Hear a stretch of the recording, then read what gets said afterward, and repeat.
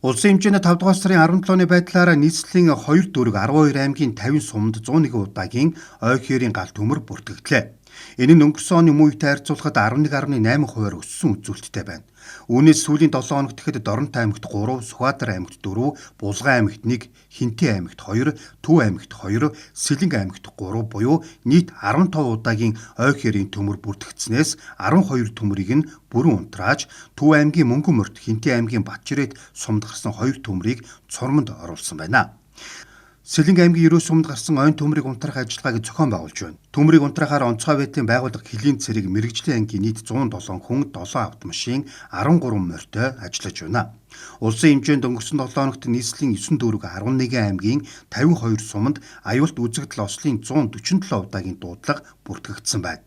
Дуудлагын дагуу Төв орон нутгийн онцгой байдлын байгууллагын албаагчид үүрэг гүйцэтгэж 6 иргэний амь насыг авран хамгаалж удаажуулалтын бүсээс 48 иргэнийг гаргажээ.